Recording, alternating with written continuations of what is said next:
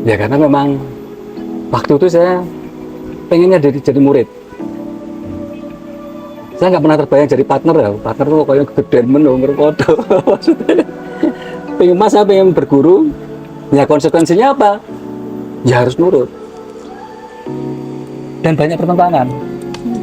Ya karena kan gini, guru punya konsep, saya punya konsep. Tapi ketika bertentangan, nah kalau konsep saya memang berhasil, ya saya nggak usah berguru toh.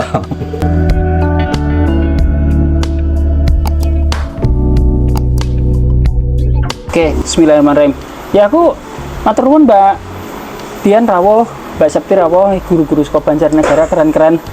Mas Aris, tak tepung ki Mbak Dian, ki Mbak Septi, ki kancane engko Mas Faisal. Intinya adalah iki ngene Mas Aris, dadi Mbak Dian ki rawuh rene.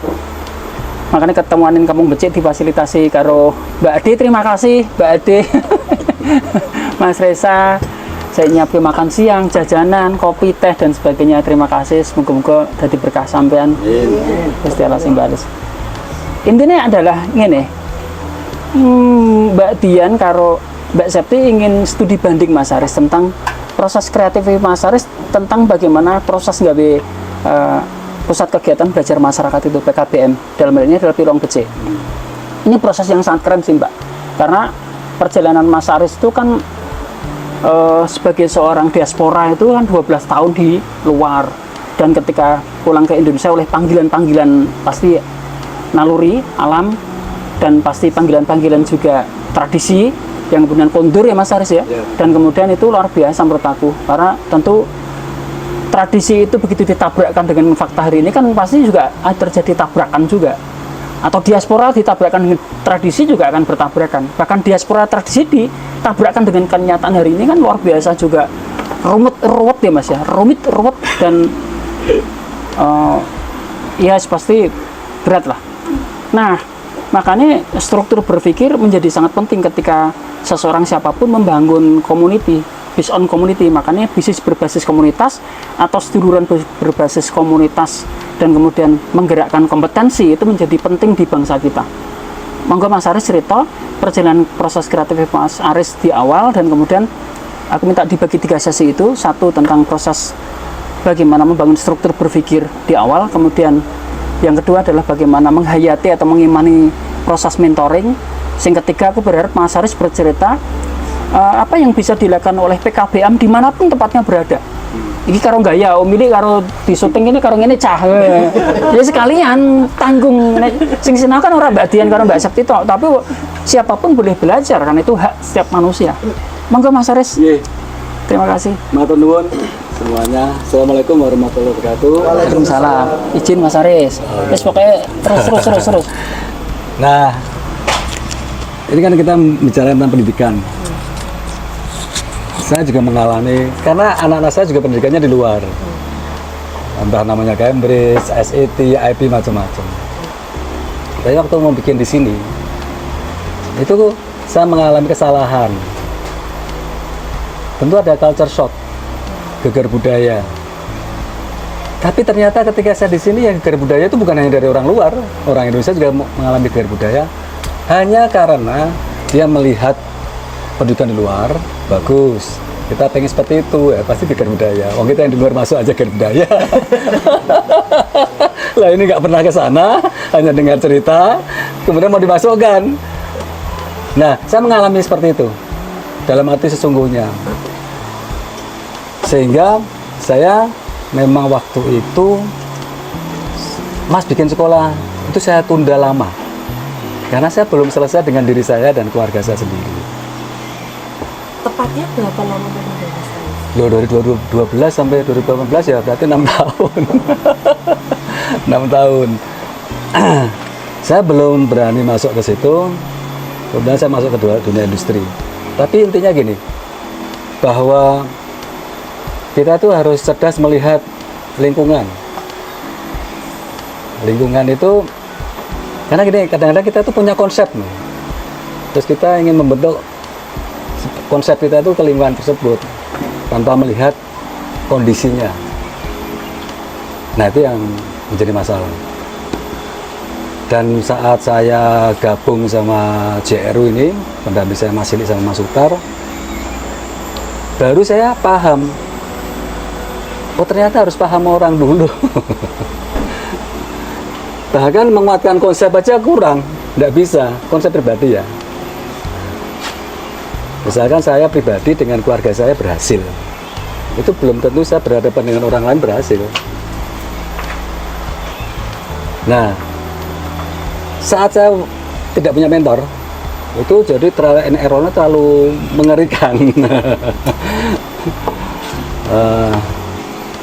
Korbannya adalah bisa orang lain. Saat kita bereksperimen, orang itu menjadi korban. Hanya karena ngikuti terus ikut-ikutan, bah. Padahal ternyata ini belum terbukti. Nah, saat itu saya belajar sama Mas Ili itu nurut aja. Jadi apapun yang dikatakan nurut. Ya karena memang waktu itu saya pengennya jadi murid. Saya nggak pernah terbayang jadi partner ya. Partner tuh kayak gedean menung ngerkodo. Maksudnya pengen mas saya pengen berguru. Ya konsekuensinya apa? Ya harus nurut. Dan banyak pertentangan. Loh karena kan gini, guru punya konsep, saya punya konsep. Tapi ketika bertentangan, lah kalau konsep saya memang berhasil, ya saya nggak usah berguru toh. Tapi kan memang konsep saya salah, kalau dia bertentangan, ya saya harus nurut. Karena sudah terbukti konsep saya salah. Nah itu mindsetnya penting.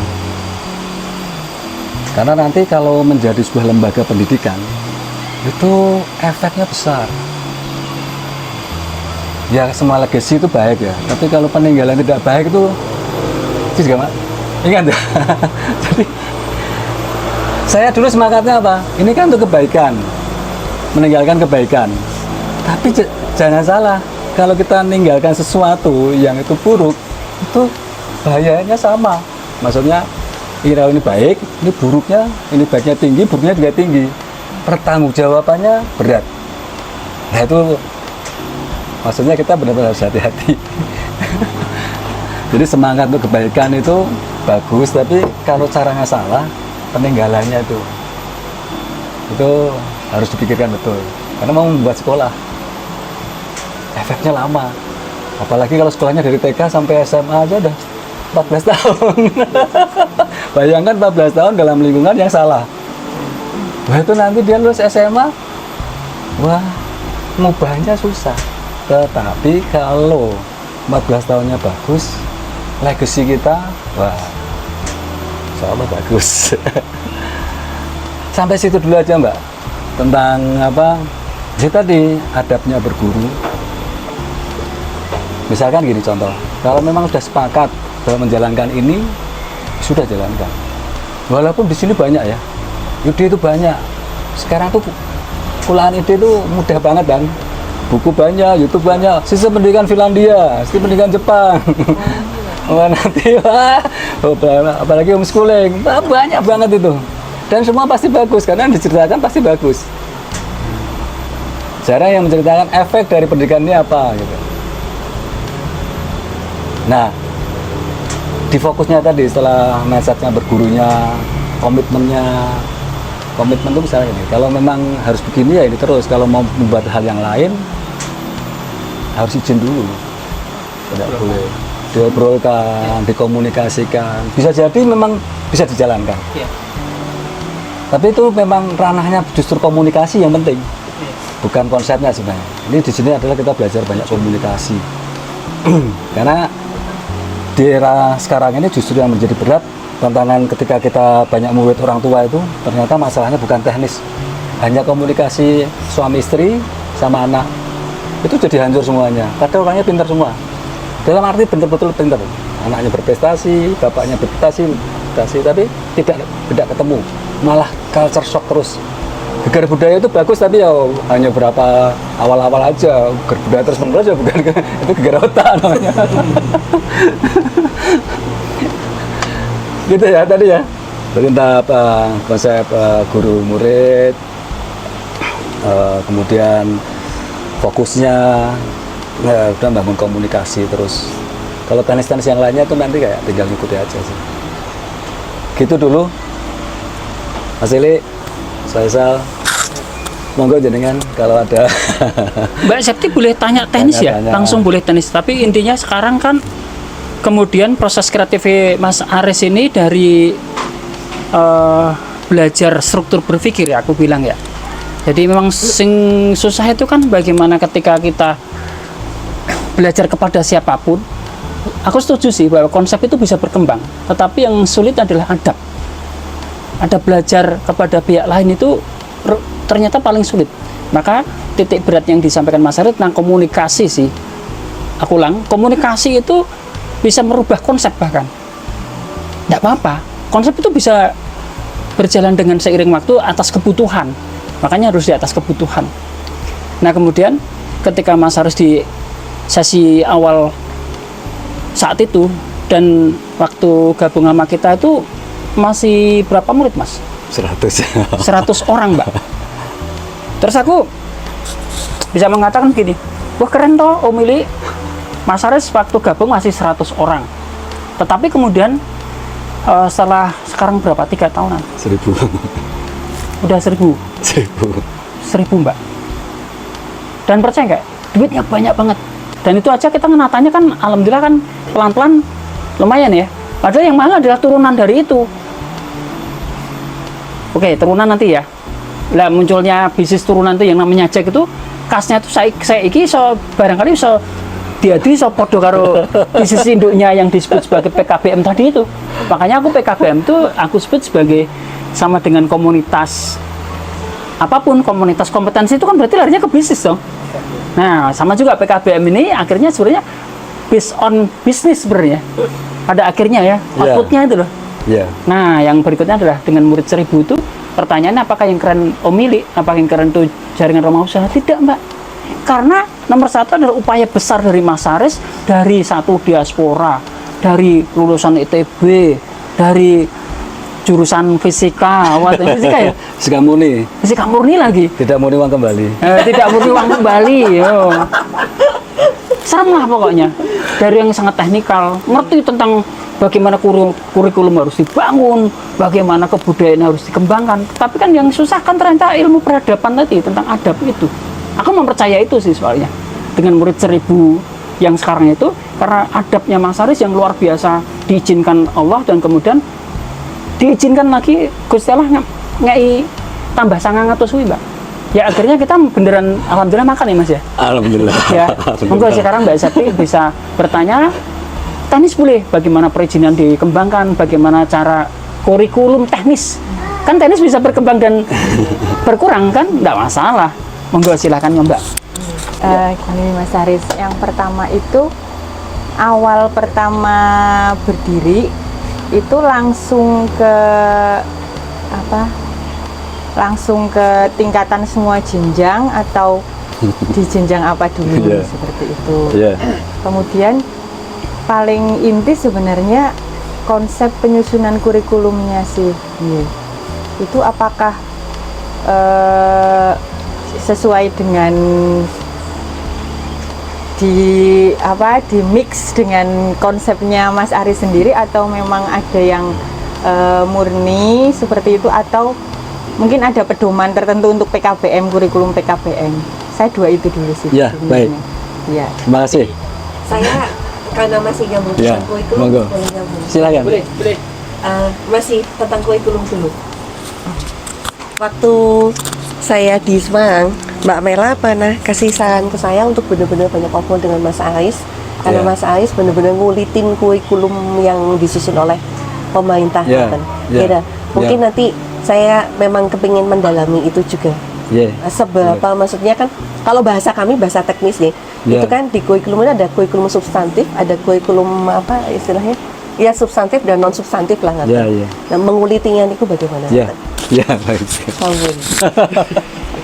Jadi ya eloknya PKBM itu waktu itu saya hanya sekolah untuk anak saya. Jadi muridnya 3. Awal pertama kali ini hanya 3.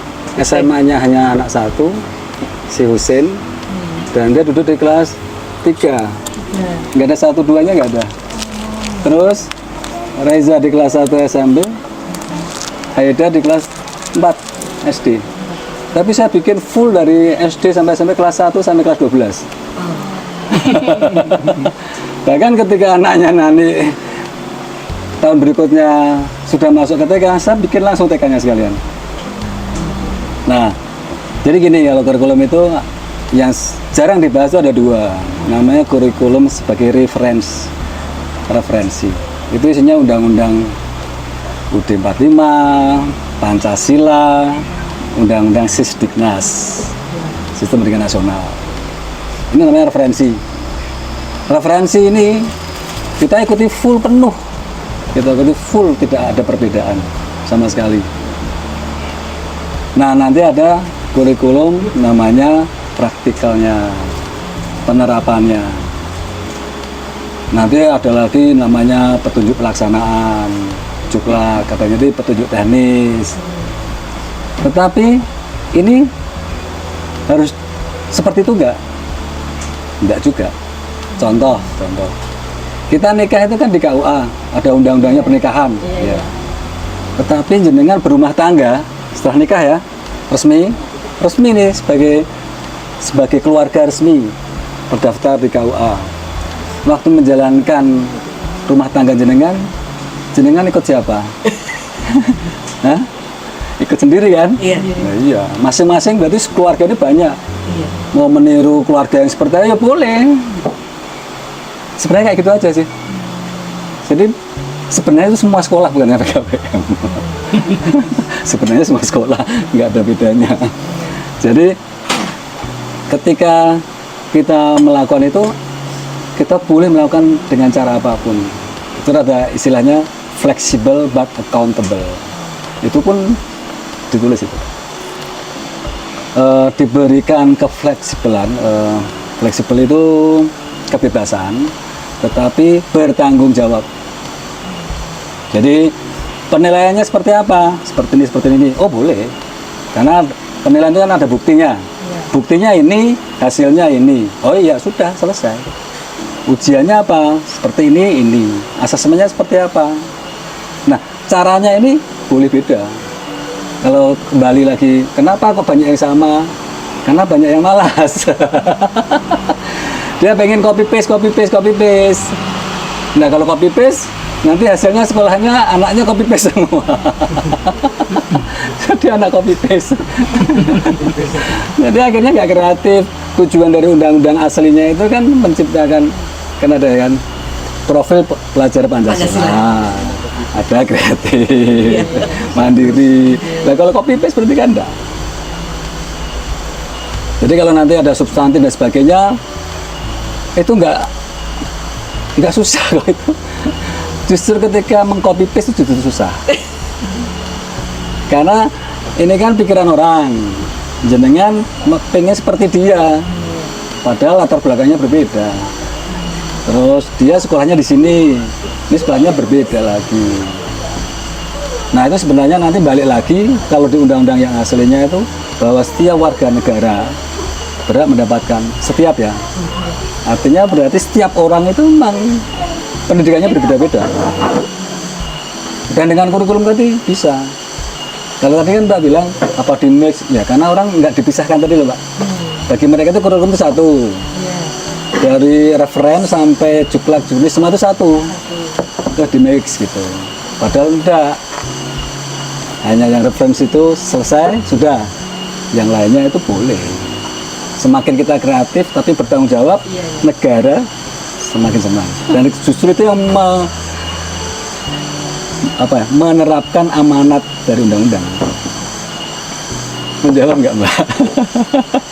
Intinya kreativitas itu dikembalikan kepada masing-masing. Betul. Untuk bisa mengejar substansinya. Betul. Nah, bagaimana kemudian sang kita ini sebagai guru itu harus bisa merelevansikan dengan keadaan zamannya.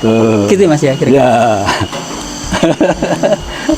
Karena Mas Ilik yang menggantikan, saya tadi agak tadi kan Mas Ilik gantikan sama Mas Aris. Harusnya tuh guru itu sukses, orang yang sukses atau sukses. Mas Ilik sakit jelas lagi. Jangan ulang pertanyaannya tapi nganggo mic ya. Iya. Oh, iya. Siap. Mas Ilik tadi ngendikan sama Mas Aris bahwa setiap guru tuh harusnya paham bahwa setiap guru tuh harusnya sukses. Dan Mas Aris tadi bahkan juga menimpali iya. Sekarang itu fenomenanya guru itu pikirannya itu cuma ngapunten sertifikasi. Nah, Mas Ilik menopo saged dalam lagi. Maksudnya sukses itu sukses yang seperti apa atau kados pundi? Wah, ini keren nih. Ini pertanyaan yang harusnya dikembangkan oleh negara kepada para guru sih pada akhirnya.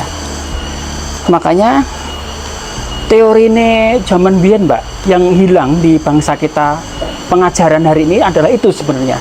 Bagaimana Ki Hajar Dewantara mengajarkan kita bagaimana Sosro Kartono, Ajeng Kartini yang belajar dari Kiai Soleh Darat itu yang sebenarnya dikembangkan yang hilang pada saat ini.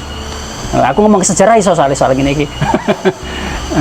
Karena memang salah satu pendekar besar yang dekat dengan Tuntang ini adalah Semarang. Semarang itu punya guru besar namanya Kiai Soleh Darat. Soleh Darat itu kebetulan gurunya Sosro Kartono dan Raden Ajeng Kartini. Itu mulainya Arapegon itu dari sana yang meminta Kartini kepada Soleh Darat dan muncullah itu. Intinya adalah begini, betapa sebuah proses pengajaran itu yang harus disadari adalah ada 3 hal, Mbak. 1, guru itu harus sukses. Oh, pasti harus. Maka guru itu ketika mau sukses, 1 hal pertama yang harus dipahami, dingertiin adalah paham dengan apa yang dilakukan sebagai seorang guru. Fungsi guru itu apa? Karena ini tugas yang sangat berat yang selalu aku ngomong ke Mas Sal di PT Karerana adalah ketika Sal, kalau di hari ini jangan-jangan yang paling pertama kali masuk neraka kalau mati, kalau nanti ada hisab dan ada pengadilan itu jangan-jangan malah guru, bukan pengacara. Kalau kata orang-orang yang gojekan itu kan pengacara satu, jangan-jangan malah guru. Karena setiap guru adalah pemimpin, percaya nggak? Harus dipahami dulu bahwa setiap guru adalah pemimpin, Bapak Ibu.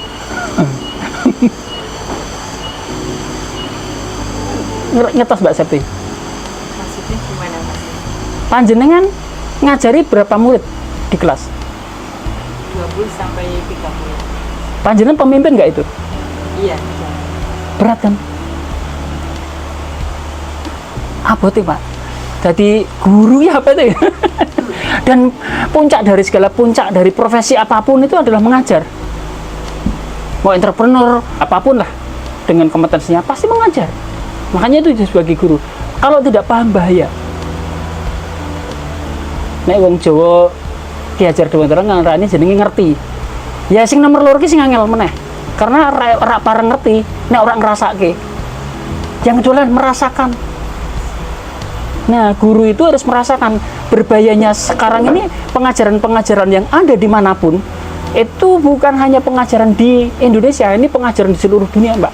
Maka kenapa sekarang kualitas edukasi atau kualitas ilmu pengetahuan ini bukan tambah maju, majunya secara konteks, tapi sebenarnya secara konten, secara konsep itu kemunduran. Kemunduran adab lah, kemunduran etika lah. Orang sibuk dengan handphone sendiri. Kalau janji tidak sering tepat waktu, kalau terlambat tidak apa-apa, tapi harus mengabari, misalkan gitu. Itu kan luar biasa, karena itu kan ngrasake. Ya sing terakhir ini yang paling puncak sebenarnya. Nek dadi guru kuwi kudu nglakoni. Gitu. Makanya ngerti, ngrasake, nglakoni. Maka para guru sukses adalah ketika wes ngelakoni. Orang masalah sukses kemudian seorang namanya kalau di Pak Mas Aris itu kan alhamdulillahnya adalah guru bisnis juga di mana di Pilang Becik. Bahkan kalau Mas Aris nggak sukses bisnis, Mas Aris harus hati-hati. Kalau aku kan disebut sebagai guru bisnis, tapi kalau aku di bisnis nggak berhasil, nggak pasif income dari umur 36 tahun, berarti aku sebenarnya nggak layak disebut sebagai guru. Makanya kan ujian para mentor itu, siapapun yang menyebut dirinya sebagai guru, mentor, itu kan luar biasa berat. Karena balik lagi terakhir harus mengingatkan lagi Mbak. Satu, kudu apa Mbak Septi? Ya. Ngertos, ngerti. Nomor loro, ngerasake. Nomor telu, nglakoni. Kuwi Mbak Ki Hajar Dewantara. Oh, angel tapi pol angel. Ngono cah.